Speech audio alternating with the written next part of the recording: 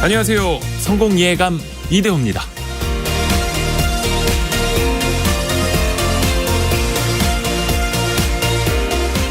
미국 중앙은행이 기준금리를 또 한 번 올렸습니다. 이제 5.25%가 됐죠.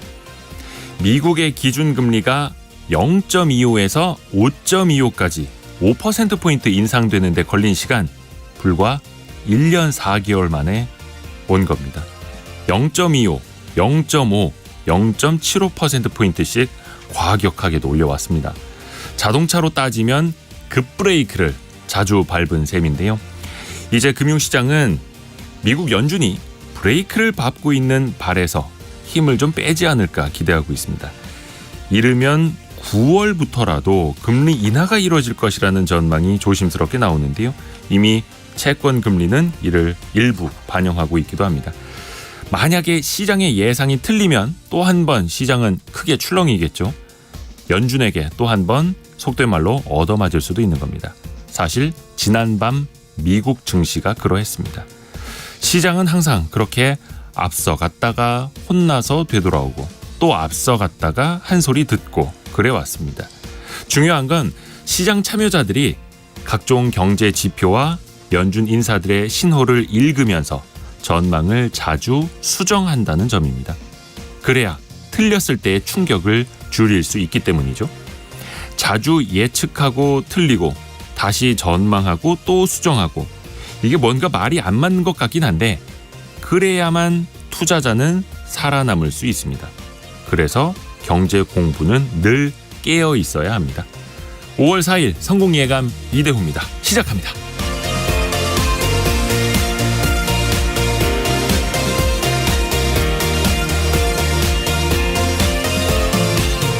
안녕하세요. Y스트릿 이대호 편집장입니다. 자, 오늘도 경제상식 퀴즈와 함께 제대로 출발을 해보죠. 한 보도에 따르면요, 이 업계의 매출과 이익이 모두 크게 떨어지고 있는데요. 악재가 거듭되고 있습니다. 이게 TV 채널, TV 방송을 이용해서 물건을 파는 형태인데 그 매출의 절반 이상을 IPTV 등 유료 방송업체의 수수료로 대야 하고요. 인터넷에서 상품을 팔고 있는 혹은 이제 모바일로 판매를 하는 라이브 커머스 시장도 커지면서 위협을 당하고 있습니다. 최근에는 쇼 호스트들의 막말 논란까지도 불거졌는데요. 집에서 TV를 보며 물건을 사는 것, 이걸 뭐라고 할까요? 요즘에도 이 쇼핑을 많이 하시는지 모르겠습니다. 힌트를 좀 드리면 정답 빨리 보내셔야 됩니다. 늦게 보내시면 수량이 떨어지고요. 마감이 임박해 있습니다. 짧은 문자 50원, 긴 문자 100원이 드는 샵 9730으로 서둘러서 참여해 주세요. 참여해 주신 여러분 중에서 추첨을 통해서 선물을 보내드리겠습니다. 실시간 방송 상황은 KBS 콩 그리고 유튜브를 통해서 보실 수 있습니다. 성공예감 이대호입니다. 자주 검색하시면 성공이 가까워집니다.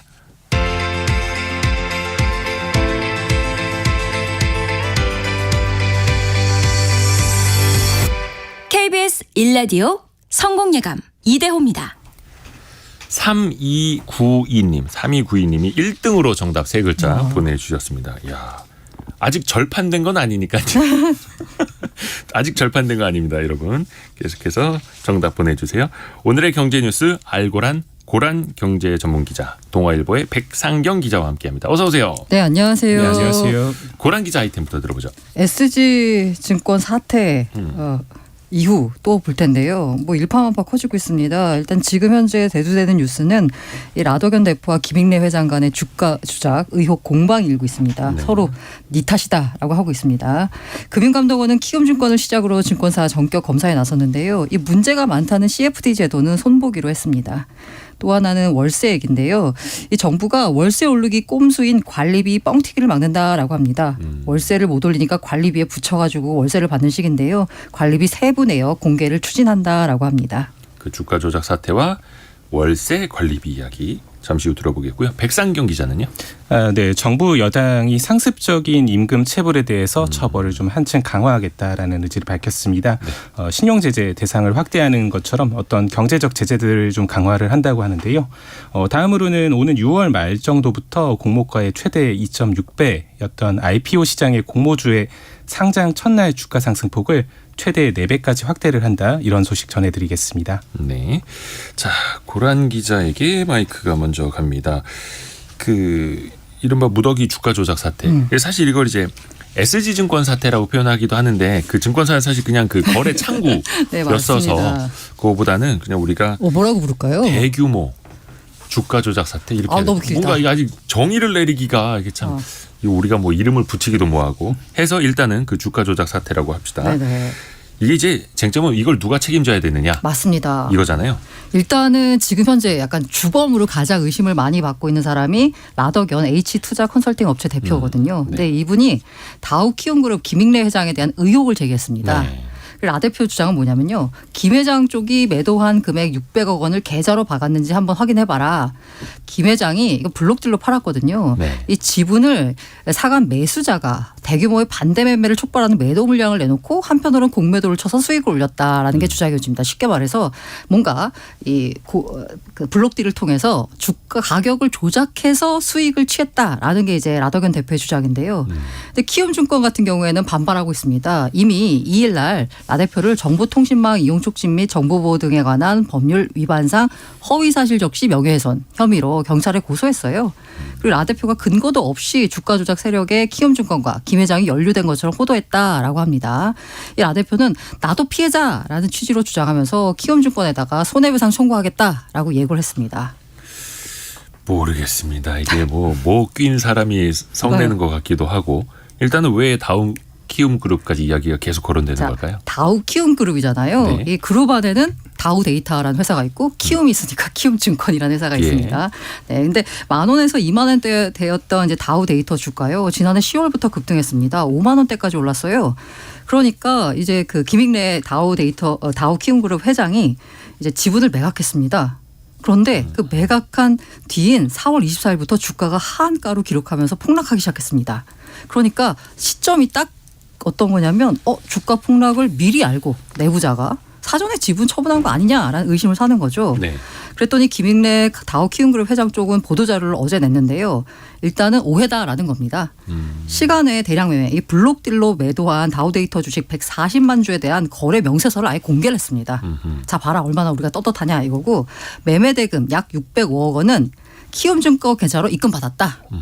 주식 결제는 매매일의 2영업일 뒤에 이루어집니다. 왜 T+2를 하잖아요. 네. 그래서 지난달 20일 장이 종료된 뒤에 블록딜을 진행했기 때문에 24일 날 매매 대금이 들어온 거고 블록딜은 사실 4월 초부터 외국계 증권사와 접촉해서 절차를 진행한 거고 블록딜의 목적은 상속 재원 마련이었다라는 겁니다. 근데 물론 이제 그 뭐 회장, 오너 이른바 대주주라 하더라도 자기네 회사 주가가 뭐 3배, 5배, 10배 이렇게 뛰면 주식을 팔 수는 있는 거죠.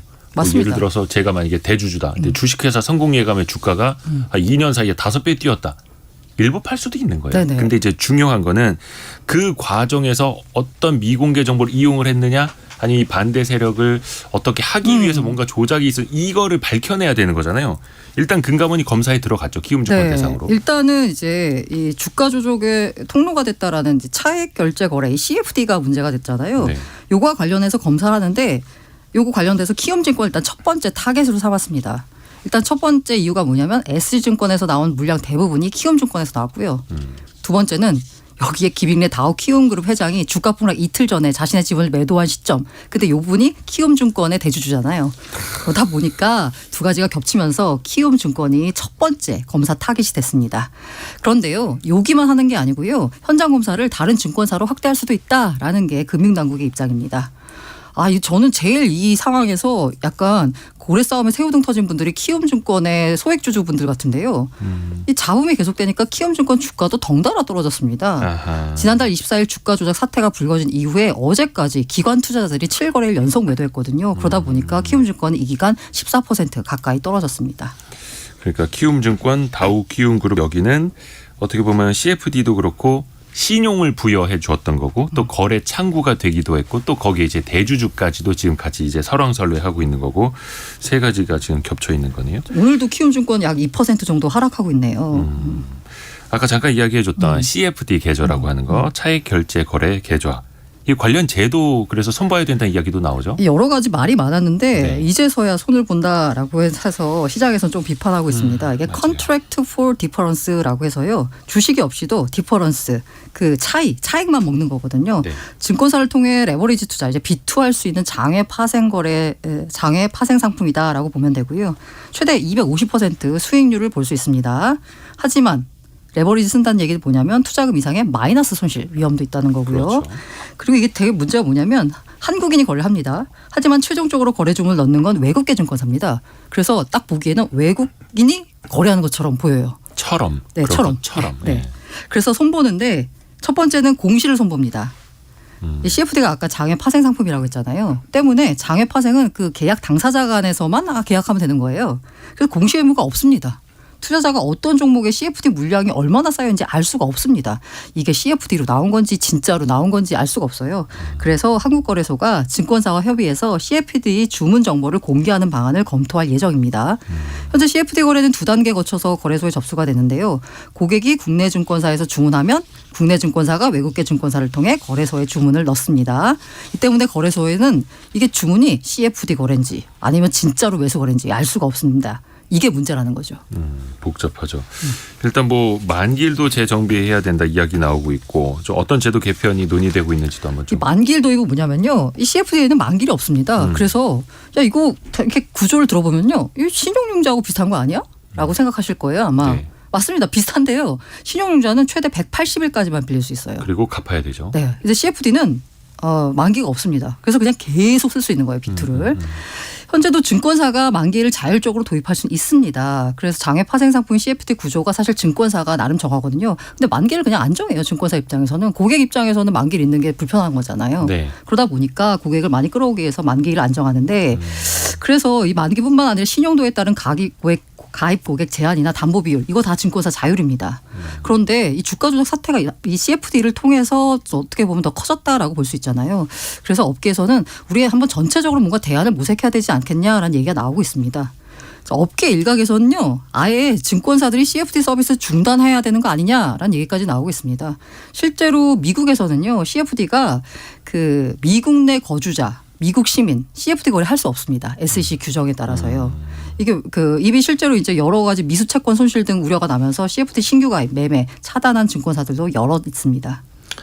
사실 이 CFD 계좌를 제대로 파악하고 제대로 제도를 정비해야 된다라는 기획 기사를 저도 2019년에 썼었거든요. 근데 당시에도 2019년부터 그때 많아졌죠. 폭발적으로 이제 늘어났죠. 네. 근데 금융당국에서 약간 좀 사각지대에 둔 것도 사실이에요. 또 이게 왜냐하면 당시에는 별로 아는 사람이 없었거든요. 또 증권사들이 이걸 이제 신규 사업으로 이제 키워나가다 보니까 수수료가 이거 되게 비쌉니다. 수수료 짭짤하거든요. 엄청 비쌉니다.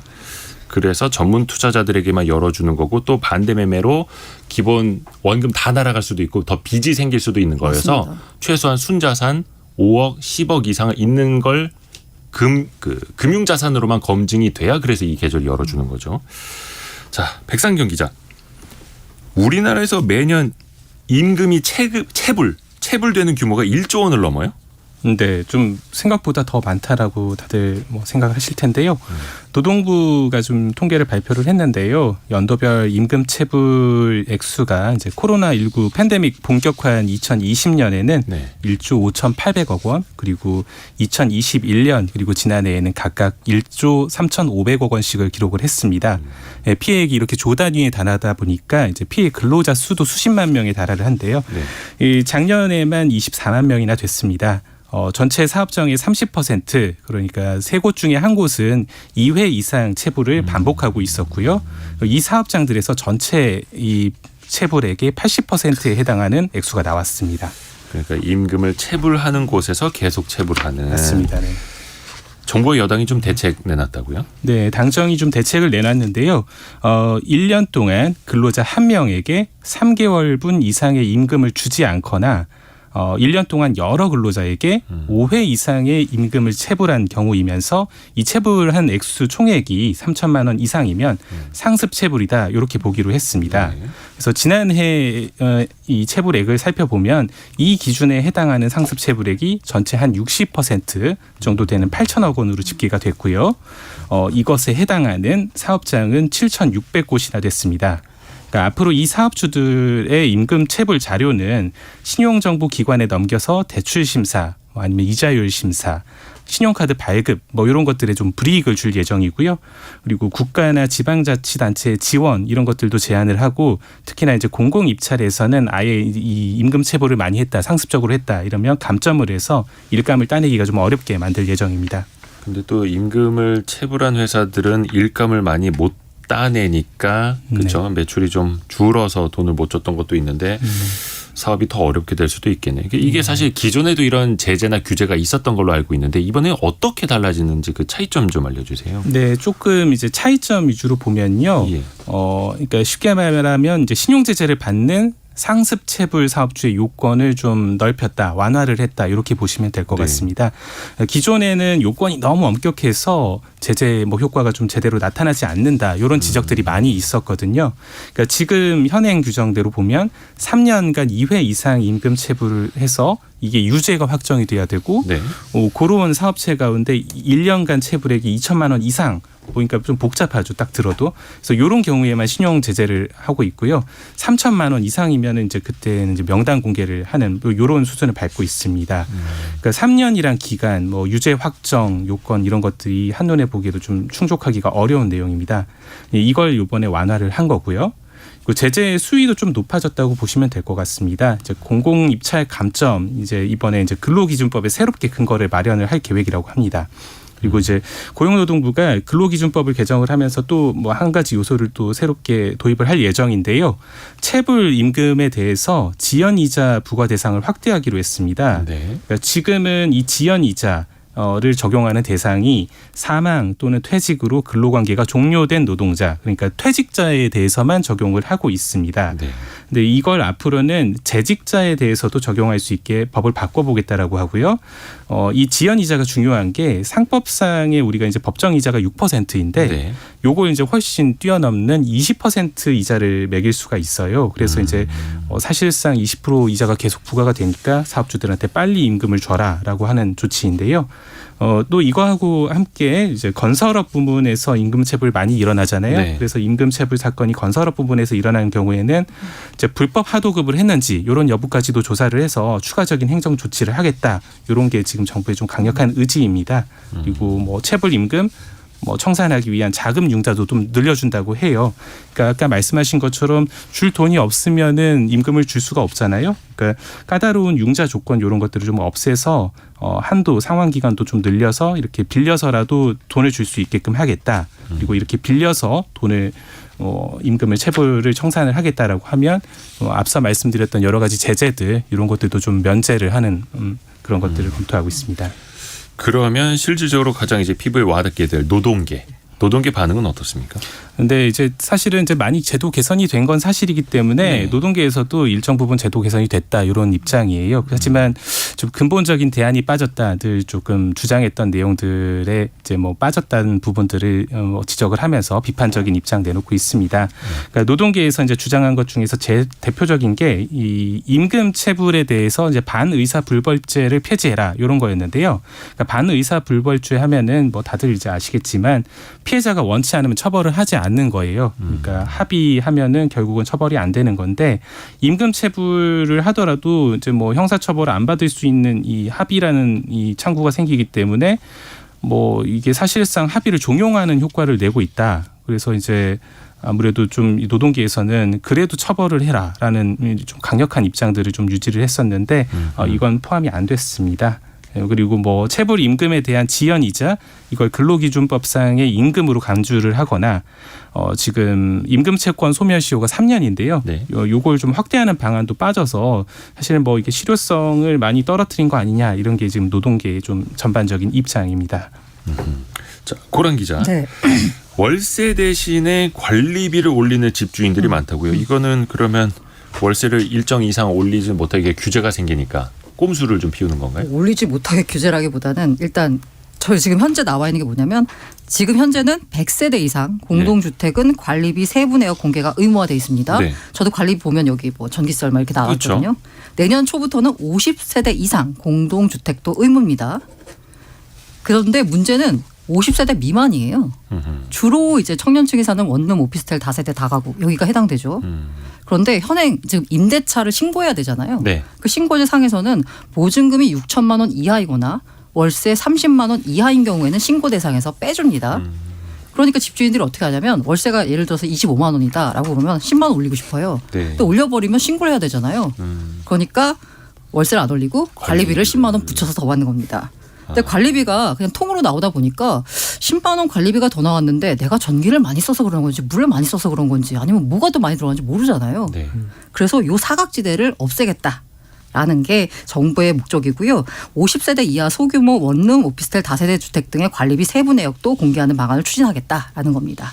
그러면 어떻게 구체적으로 좀 달라질까요? 그래서 실질적으로요. 공인중개사협회, 직방, 네이버 부동산 등 플랫폼 업체와 협의하기로 했습니다. 네. 예, 첫 번째로 일단 임대차 계약서 상의 관리비 항목을 전기, 수도, 가스, 인터넷, 청소비 등으로 구체화하는 방안을 추진합니다. 이 두 번째로 공인중개사의 확인 설명 의무에 관리비 내역을 포함할 방침이고요. 이 세 번째로 네이버 부동산이나 직방 등 플랫폼 업체가 월세 물건을 등록하는 단계에서부터 임대인이 제시하는 관리비 항목을 세분화해서 표기하도록 지도할 계획입니다. 자, 그리고 백상경 기자 다시 그 공모주 같은 경우에 이제 앞으로 상장 첫날 가격을 결정하는 구조가 좀 달라지죠? 네, 투자자분들 굉장히 관심이 많을 부분인데요. 네, 먼저 시초가부터 설명을 좀 드리겠습니다. 이제 그러니까 지금 신규 상장 종목의 시초가 그러니까 이제 뭐 개장 직후에 첫 거래되는 가격, 요게 결정되는 구조가 개장 전 30분 동안 사람들에게 공모 가격의 90%에서 200% 요 사이에서 호가를 접수해서 결정을 하고 있습니다. 네. 그러니까 이게 기준 가격 시가가 되는 건데요. 이제 장중에 가격이 오르거나 내리거나 이렇게 할 텐데 다들 아시다시피 이제 주식 시장에 가격 제한 폭이 있습니다. 그래서 이제 플러스 마이너스 30%가 적용이 돼서요. 이게 기존에 상장된 종목뿐만 아니라 이제 이렇게 신규 상장한 종목들에도 다 적용이 되기 때문에 네, 요런 지금 제도들이 적용이 되고 있다고 보시면 됩니다. 뭐 예를 들어서 좀 소개를 좀 해드릴까요? 그러니까 지금 공모가가 예. 뭐 10,000원인 상장 주식 요게 가장 좀 많이 드는 예인데요. 네. 계산이 쉬워가지고 네. 네, 상장일의 시초가가 이 경우에는 9,000원에서 2만 원 사이로 호가가 접수가 됩니다. 시초가가 90%에서 200% 사이에서. 네. 그러니까 9,000원에서 2만 원 사이로 되는 것이고요. 네. 이 주식이 이날 가격 제한폭 플러스 마이너스 30% 적용을 받게 되면은 장중에서 이제 6,300원에서 이제 공모가 기준입니다. 공모가 기준으로 해서 이제 6,300원에서 26,000원 사이에 거래가 되는 거고요. 네. 그러니까 이 주식의 평가 가격인 그 공모 가격 기준으로 하면은 최대 손실을 봤을 때 마이너스 37%를 보고 최대로 이익을 보면은 이제 흔히 따상이라고 다들 이제 많이 아시는데 공모가 2배로 시초가 형성이 된 다음에 30% 최대치 상한가를 쳤을 때 이때가 따상인데요. 이 경우에 뭐 2.6배까지 주가가 뛰고 이 경우에 이제 보면은 수익률이 160%까지 기록을 할 수 있는 네. 게 됩니다. 근데 문제는 이게 이제 가격 제한폭이 30%로 좁잖아요. 그래서 이제 실제로 이게 기존의 종목이면 괜찮은데 신규로 상장한 종목 같은 경우에는 이게 얼마 정도 가격이 적합한 균형 가격인가 이걸 찾아가는 과정들이 시간이 굉장히 오래 걸리게 됐습니다. 네. 그러니까 장 초반에 보면은 보통 따상이 도달을 하면은 이제 주가가 앞으로 내일도 더 오르겠지 이런 생각들 때문에 공모주 받은 분들이 물량을 잠궈요. 그래서 이제 거래가 안 되고 다음 날 다시 이루어지고 이런 과정들이 반복이 되는데 요거를 좀 폭을 풀어서 정상 가격을 빨리 찾아갈 수 있게끔 하겠다는 게 금융당국의 결정입니다. 그래서 그걸 이제 앞으로 어떻게 바뀌게 된다는 거죠? 네네. 이제 결과적으로는 이제 시초가를 결정하기 위해서 별도로 호가를 받지 않습니다. 그러니까 공모가를 그대로 기준 가격으로 쓰게 되는 거고요. 최초 시초가를 띄우려고 사실 이게 실제 주문 의사도 없는 사람들이 많은 뭐 이게 높은 가격 써가지고 주문 넣었다가 개장 직전에 빼버리는 경우들이 많이 있었거든요. 네. 근데 이런 일들이 좀 줄어들 걸로 보입니다. 그리고 이제 신규 상장 종목에 대해서 이제 가격 제한폭을 아까 30%였는데 이제 공모 가격의 60에서 400%까지로 한 번에 풀어버립니다. 그러니까 이게 공모가 대비해서 아까 전에 뭐 기존에는 마이너스 37%에서 이제 그 160%까지 수익률이 왔다 갔다 할 수 있다라고 했는데 이게 이제 마이너스 40%까지 떨어질 수가 있고 올라가는 거는 뭐 이제 수익률은 300%까지 얻을 수가 있는 거예요. 최대 4배까지 가격이 오를 수 있으니까요. 그래서 이제 뭐 10,000원짜리 상장 주식 이렇게 하면 상장일에 최저 6,000원 5,000원 그리고 최고 4만 원 사이에서 바로 주문을 넣을 수 있게 됩니다. 좋습니다. 요즘에 또 IPO 시장이 증시가 좀 좋지 않아서 주목을 많이 못 받고 있는데 나중에 이 제도가 개선이 되면 또 어떤 모습이 될지 한번 지켜봐야겠습니다. 따사건 추억이 되나요? 네. 오늘 알고란 고란 경제전문 기자 그리고 동아일보의 백상경 기자와 함께했습니다. 고맙습니다. 네, 감사합니다.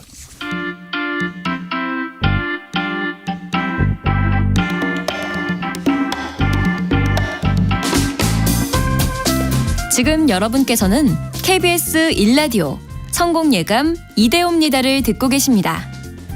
참여해주신 여러분께는 추첨을 통해 헬시 허그에서 한국인의 건강한 두피에서 찾아낸 두피유래 유산균을, 판촉물 전문 그룹 기프코에서 텀블러 세트를, 아름다운 식탁 창조 주비푸드에서 자연에서 갈아 만든 생와사비를, 쉽고 빠른 판촉물 제작 시너지 기프트에서 LED 튜브 스탠드를, 그리고 성공예감에서 준비한 커피 쿠폰을 보내드립니다. 당첨자는 성공예감 이대호입니다 홈페이지에서 확인하세요. 경제상식 퀴즈 한 번 더 말씀드릴까요? TV를 보고 집에서 물건을 주문하는 방식. 주로 이제 쇼호스트들의 설명을 듣고 사게 되죠. 뭐 옷, 식품, 뭐 귀금속, 여행 상품, 뭐 자동차 렌터카 판매 범위가 점점 다양해지고 있습니다. 그런데 최근에는 온라인 쇼핑, 모바일 쇼핑에 치이면서 이게 벌써 사양 산업이 되는 것 아니냐. 사람들이 이제 TV를 보면서 이거를 쇼핑하는 시대가 좀 저무는 것 아니냐. 많은 분들이 공감을 해주고 계시네요. 이수연 님이 필요해서 사는 것보다는 TV를 보다가 사면 필요할 것 같아서 거꾸로 이렇게 쇼핑을 하시게 된다고. 5659님은 이걸 보면서 사놓은 물건이 많아도 너무 많아요. 지금은 중고로 팔고 있어요. 라고 해주셨고요. 강유희님은 이대호 기자님 쇼 호스트 하셔도 되겠어요. 제가 예전에 솔직히 한번 제안도 받은 적이 있습니다. 제가 오프닝 때 오늘 좀 저희 경제상식 퀴즈를 제가 잘 팔았네요. 벌써 문자 메시지가 평소보다 엄청 많이 들어오고 있습니다. 제가 잘 팔았습니다. 요 세 글자 계속해서 보내주세요. 8724님은 밤늦게 이 방송을 보다가 꼭 하나씩 지릅니다. 다음 날 결제 취소하는 저를 보게 됩니다. 라고. 신중하셔야 됩니다. 자, 이렇게 계속해서 여러분의 의견도 좋고요. 생각도 좋고요. 문자 메시지 정답도 많이 보내주세요. 짧은 문자 50원, 긴 문자 100원이 드는 샵 9730 KBS 콩도 열려 있습니다. 오늘의 움직임에 주목하고 세상의 흐름을 놓치지 않습니다. 여러분의 내일을 응원하며 성공의 열쇠를 함께 찾아갑니다. 성공예감 이대호입니다.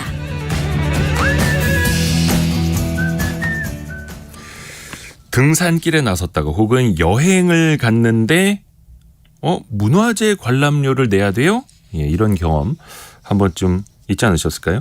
거기에 있는 절, 즉 사찰에 가지 않아도 탐방객이면 돈을 내야 했던 경험. 그동안 문화재 관람료를 받았던 사찰이 전국에 60여 곳, 적게는 1,000원에서 많게는 6,000원까지 내야 됐는데요. 오늘부터는 이 돈을 내지 않아도 된다고 합니다. 근데 또 그 뒷이야기가 또 있어요. 문화관광경제학을 연구하는 전남대 오치옥 교수 연결해서 그동안 참 말도 많고 탈도 많았던 문화재 관람료 이야기 나눠보겠습니다. 오 교수님 안녕하세요. 네, 안녕하세요. 안녕하세요. 그동안에 뭐 국립공원 입장료는 이제 없어진 걸로 알고 있는데 근데 문화재 관람료는 최근까지 있었거든요. 근데 이거를 왜 사찰에서 받아왔던 걸까요? 네, 문화재 관람료는 문화재 공간에 입장하는 방문객이 소유자에게 내는 비용을 말하는데요. 네. 지금까지 문화재보호법에 근거해서 국가지정 문화재 소유자가 그 문화재를 공개하는 경우 관람자로부터 관람료를 징수할 수 있다 이런 규정이 있었습니다. 그래서 특히 이제 문제가 되고 있는 국립공원으로 이제 좀 한정을 해보면요. 네. 전국에서 한 국립공원 내 문화재 관람료를 받는 사찰은 총 22곳이었는데요. 네. 이런 문화재 관람료를 허용해 준 배경을 살펴보면 국가가 원래 국립공원을 만들면서 국가 소유의 땅이 아닌 사찰과 사찰이 소유한 사유지를 함께 묶어서 국립공원을 지정했습니다. 따라서 이런 문제가 발생할 소지가 있어 왔고요. 특히 전체 국립공원 육지 면적의 약 7%를 사찰이 소유하고 있는 것으로 나타났고 특히 가장 많은 가야산은 40%를 사찰이 소유한 사유지입니다. 따라서 이런 사찰이 가진 국립공원 내 사유지에 대한 보상책으로 문화재보호법에 근거해서 문화재 관람료를 징수를 허용해 준 것으로 보입니다. 그러니까 그 국립공원 안에 사유지가 포함되어 있고 그 국가지정문화재 소유자는 관람자로부터 관람료를 받을 수 있게 되어 있으니 사찰에다가 관람료를 내야 했던, 여기까지는 그렇죠. 좀 이해가 가기는 하는데, 근데 사실 내가 이 사찰에 절에 들어간 게 아닌데도, 그렇죠? 그냥 지나가기만 네. 하는 건데도, 그 문화재를 내가 관람하러 간 게 아닌데도 이 관람료를 내야 됐던 경우들이 있었지 않습니까?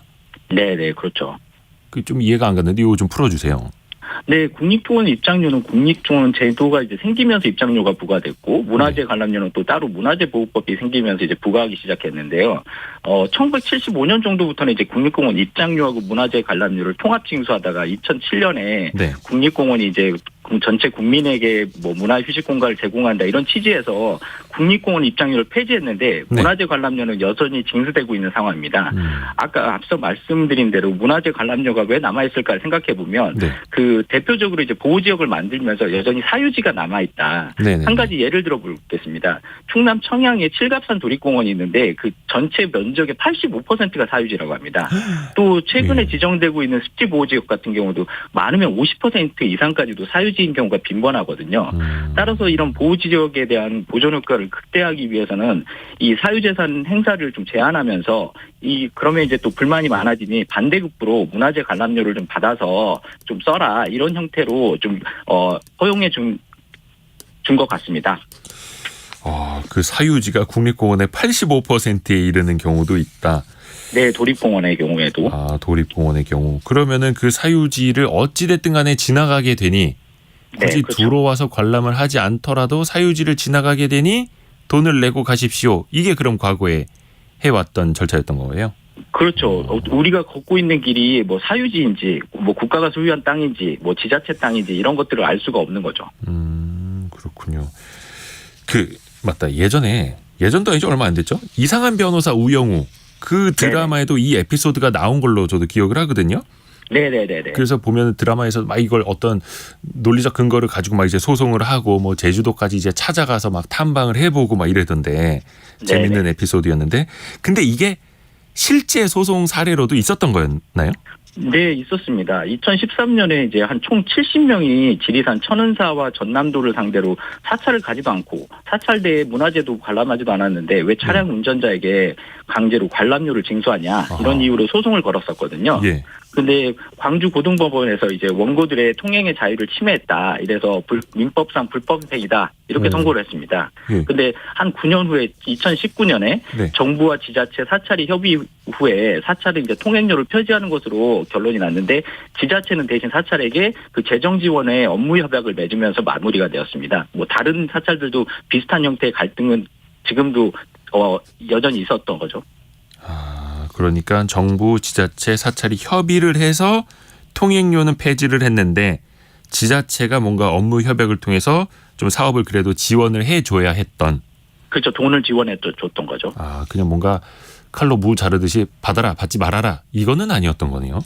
그렇죠. 그렇게 뭐 해결이 쉽지 않은 게 뭐 땅이 어차피 사유지가 포함되어 있으니까 뭐 사찰에서 내 땅을 내 마음대로 못 쓰는데 그걸 좋아할 이유는 없겠죠. 아무것 반대급부가 없으면서. 그러니까 이게 지나가는 사람 입장에서는 억울해 보이는데 또 반대로 땅을 가진 사람 입장이 돼 보면 또 이제 이해가 가기도 하고요. 네, 그럴 것 같습니다. 그래서 일단 그 문화재청하고 조계종이 이제 협약을 했다고 합니다. 오늘부터 그래서 일부 사찰에서는 관람료 없이 입장이 가능하다, 지나갈 수 있다, 관람할 수 있다 이건데 일단은 어떤 곳들이 이제 무료가 되는지부터 좀 알려주세요. 네, 저도 이번에 찾아보니까 문화재 네. 관람료 폐지가 되는 곳이 문화재청과 조계종과의 업무 협약을 맺은 조계종 산하 사찰이라고 합니다. 그래서 들여다 보니까 전국 조계종 산하 65곳에서 징수하던 문화재 관람료를 폐지했는데 국립공원 내에 22개 사찰이 해당되고 국립공원이 아닌 문화재를 소유 또는 관리하고 있는 나머지 조계종 사찰 한 43곳도 해당된다고 합니다. 근데 여기에 포함이 되지 않은 절들, 포함되지 않은 사찰들도 있는 거죠? 네, 조계종하고의 업무 협약이다 보니 그 외의 사찰에서는 여전히 좀 징수를 하고 있는 상황이고요. 왜 이렇게 됐는지 생각을 해보면 네. 방문객하고 이제 국립공원의 사찰 마찰의 이 대부분이 국립공원 내에 위치한 사찰에서 발생하니까 네. 그 사찰의 대부분이 조계종 소속이니 우선은 조계종과 업무 협약을 체결하고 나머지 빠진 곳들은 좀 숫자도 많지 않고 향후 좀 업무 협약을 확대해 가면서 좀 해보겠다 이런 게 문화재청의 계획인 것 같습니다. 아하. 근데 그 규모를 보니까 문화재 관람료를 매해 얼마나 내느냐. 이거 참여연대 조사 결과인데 연간 4,500억 정도 된다고 하더라고요. 근데 결국 네네. 앞에서 예전 사례를 보여주신 것처럼 이번에도 관람료가 면제되는 대신에 정부가 약 420억 원 정도의 지원을 그쪽에다 한다고 합니다. 그럼 네. 결국에는 이것도 국민 세금으로 메우는 거 아닙니까? 네, 지금 보면은 그렇게 생각이 드실 것 같습니다. 비슷한 금액인데 이거를 이용료로 지금 형태로 내느냐, 세금으로 내느냐 이런 걸 그렇게 생각해 볼 수 있을 것 같은데요. 그러면 어떤 형태가 나은지를 판단하기 위해서는 수혜자가 누군지를 좀 생각을 해봐야 될 것 같습니다. 국립공원 혜택의 수혜자를 국립공원 방문객으로만 한정한다면 지금까지 한 4,500억을 걷어왔다고 했으니까 지금은 그렇게 냈던 것이 불만은 있지만 합당하고요. 또 만약에 그랬다면 문제 소지를 줄이기 위해서 문화재 관람료 대신에 국립공원 입장료라고 해가지고 이용료 형태로 국가가 징수해가지고 사찰에 지원했다면 조금 더 오해의 소지나 이런 것들이 적었을 것 같고요. 다른 한편으로 보면 국립공원에 주는 혜택의 수혜자를 방문한 사람 외에도 기후를 조절했다든지 그 안에 산림을 통해서 땅을 통해서 물을 조절했다든지 이런 걸 통해서 수혜자를 국민 전체로 확대해 보면 국민이 받은 혜택에 대한 세금을 통해서 지원하는 것이 더 맞을 듯합니다.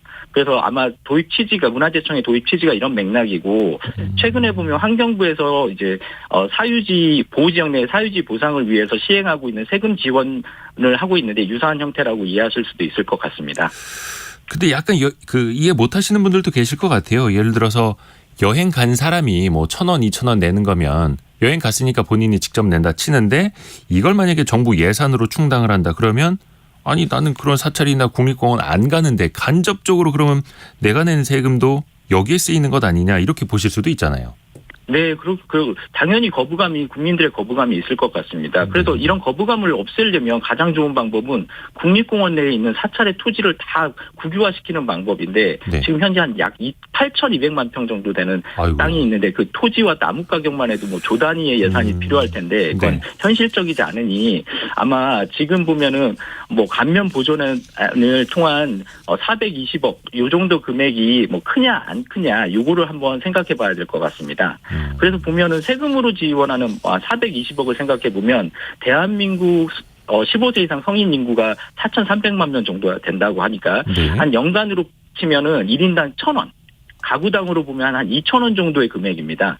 그래서 현재 보면 한 5,000원 정도를 입장료로 내야 되고 문화재 관람료로 내야 되고 한 4인 기준으로 하면 2만 원인데 그런 기준에서 보면은 이 1,000원, 2,000원 정도의 금액이 그렇게 과하지는 않다고 생각이 드는데 이 범위의 보상 범위는 향후 연구를 통해서 좀 보완이 필요할 것 같고요. 네. 그리고 지금은 보면 이 문화재 보호법 개정안을 통해서 해법으로 제시했는데 나중에는 이거를 좀 아까 말씀드린 환경부에서 시행하고 있는 보호지역 내 사유지 보상제도 이런 것들과 연계해서도 한번 개정을 해보는 것도 고려해 볼 수 있을 것 같습니다. 혹시 해외에서도 이 문화재 관람료 같은 것 때문에 갈등이 있었다거나 아니면 뭔가 좀 해답이 나왔거나 그런 사례가 있습니까? 네네. 국립공원 또는 사찰 문화재의 경우에 왜 해외 사례를 보면 미국에서 국립공원에도 입장료를 여전히 부과하고 있어서 차 한 대당 네. 여러 명이 타고 있을 수도 있겠지만 한 26,000원에서 한 4만 원 정도를 받고 있고요. 일본 같은 경우에도 문화재 관람료를 부과하는데 일본의 사찰은 시내에 있다 보니 우리나라와 비슷한 논란은 좀 없는 편이고, 유럽 같은 경우에는 주민들의 사유지가 이제 국립공원에 편입된다면 주민들에게 일정 보조금을 지급하는 사유지 보상 제도하고 비슷한 제도를 운영하고 있는데요. 이걸 요즘에 생태계 서비스 지불제라고 부르는데 자연 환경에 주는 생태계가 보존에 도움이 되는 민간 활동을 정부 지원금 형태로 보상해 주는 제도입니다. 그래서 문화재 관람료를 좀 없애는 대신에 이런 국립공원에서 이러한 제도를 좀 시행해 볼 수 있을 것 같고요. 보호지역 내 사유지에 대한 문제라면 이제 특히 생태계 서비스 지불제를 통한 코스타리카 사례를 들어볼 수 있을 것 같습니다. 네. 중남미에 있는 국가인데 국토의 한 25% 정도가 산림보호지역이라고 합니다. 그래서 보니까 이런 생태계 서비스 지불제를 통해서 토지 소유자에게 정부가 이제 산림 관리 비용을 제공하고 토지 소유자는 계획대로 산림 관리를 해야 되고, 이를 어길 시 이제 법칙금을 포함한 제재를 받게 되는데, 이런 과정을 통해 가지고 산림 관리와 보호에 긍정적인 효과가 있는 것으로 판단이 되었습니다. 그래서 한국에서도 이제 우리나라에서도 이런 제도를 좀 이번에 그 문화재 관람료를 폐지하는 대신에 그 세금을 지원해주는 형태에서도 한번 고려해 볼 수 있을 듯합니다.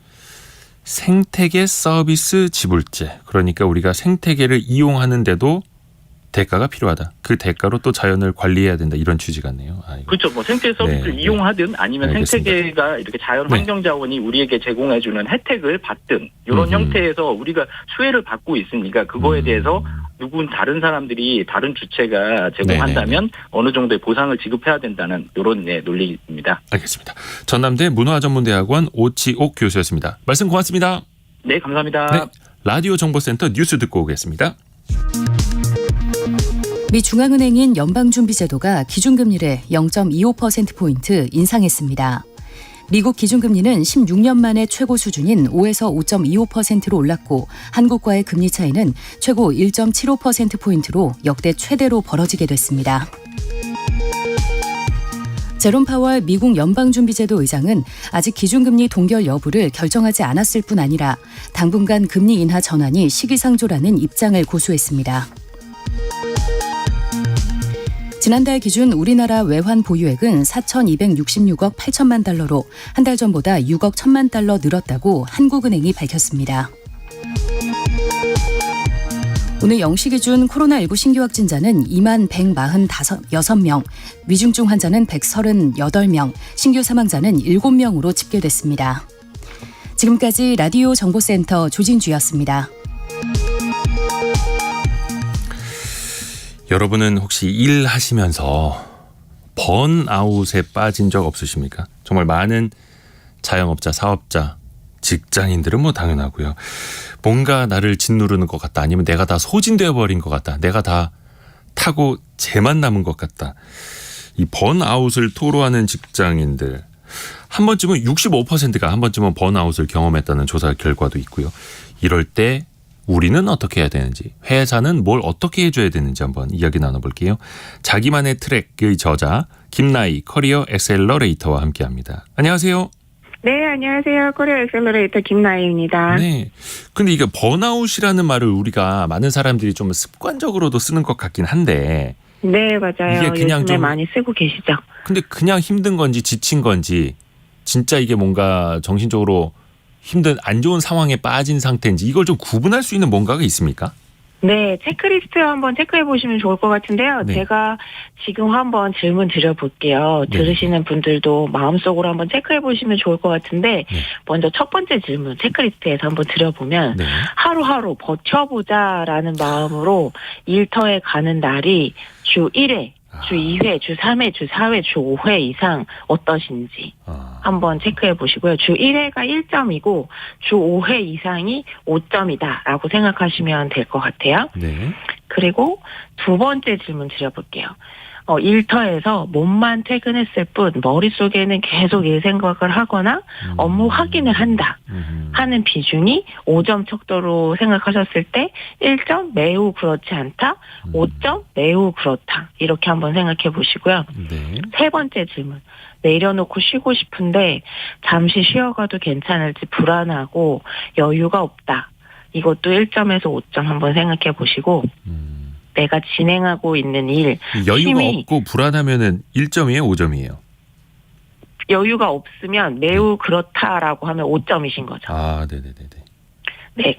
그리고 마지막 질문, 내가 지금 하고 있는 활동들 관련해서 취미도 그렇고 일도 그렇고요.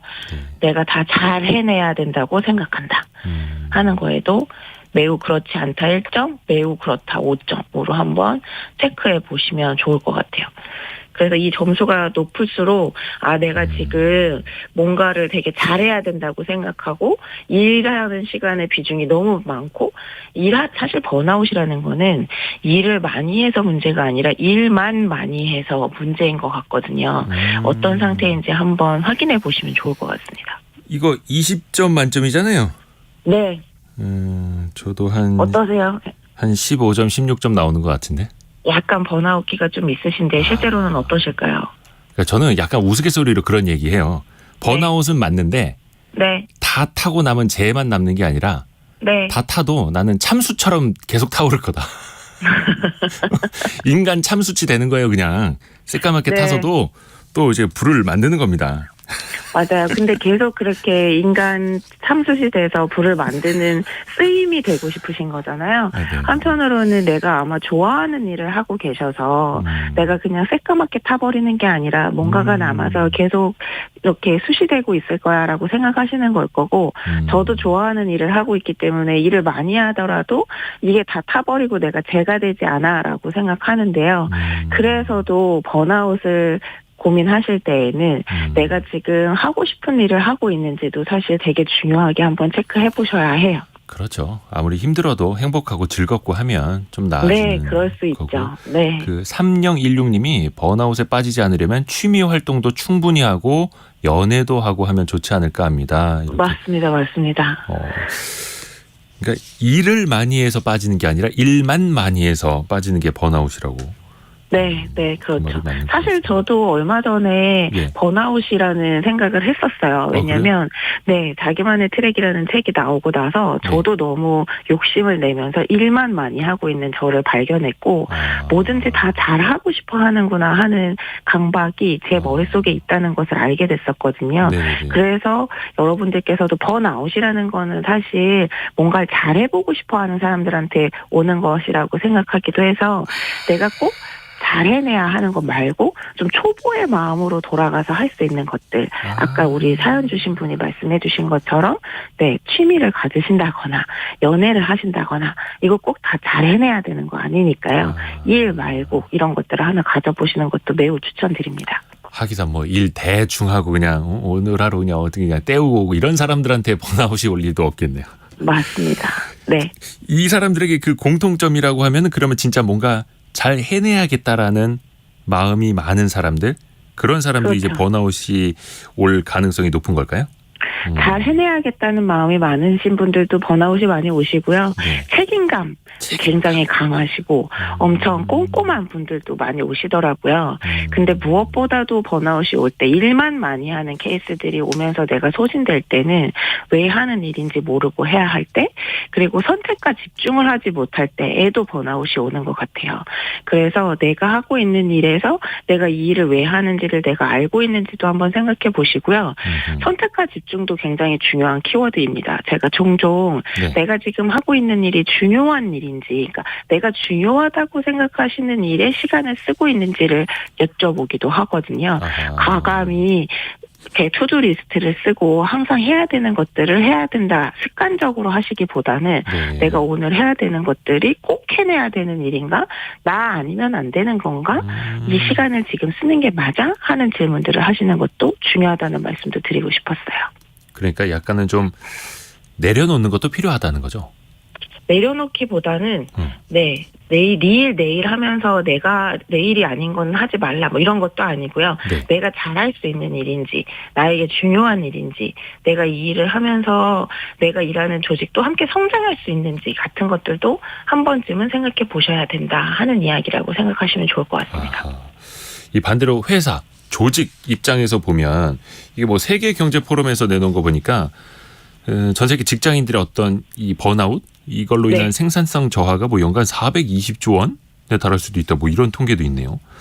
근데 이제 회사 차원에서 맞아요. 조직 입장에서 이 직원의 마음을 좀 보듬어주는 방법 없을까? 뭐 예를 들어서 뭐 사실 뭐 월급 많이 올려주고 돈 많이 주고 뭐 워라밸 보장하면 다 좋겠지만 뭔가 네. 좀 현실적인 한계를 좀 감안하면서요. 맞아요. 근데 사실 저는 직장인 분들에게 하는 보상이 월급 인상이나 워라밸 보장만이라고 생각하지는 않고요.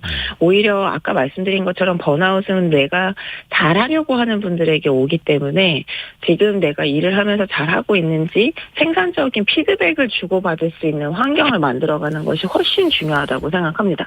그래서 지금 내가 하고 있는 일이 우리 회사의 방향성에 맞는 일인지, 이 일에서의 목표가 무엇인지, 내가 하는 일이 누구에게 어떤 영향을 미치는 일인지, 그리고 성장, 재미, 의미 측면에서 지금 내 점수가 몇 점인지 이런 것들을 함께 동료와 리더와 이야기할 수만 있어도 혼자 막 머리 아프게 일들을 다 붙들고 있다가 번아웃 걸릴 일은 사실 없으실 거거든요. 네.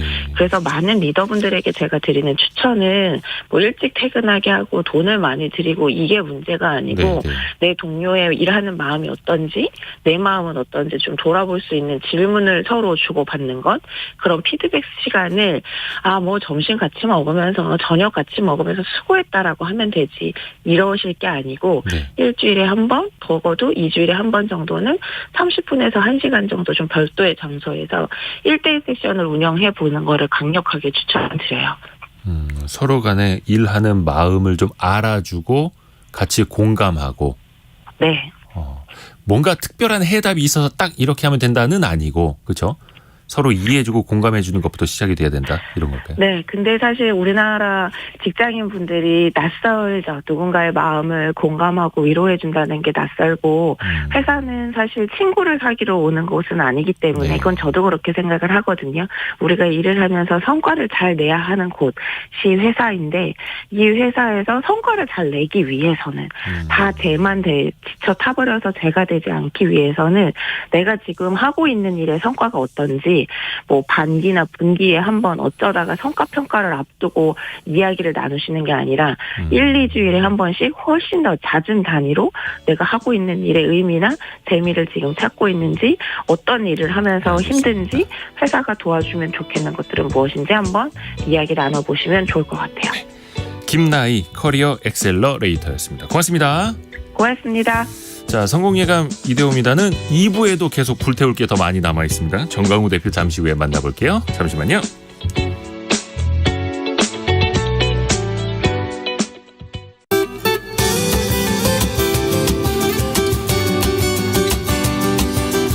KBS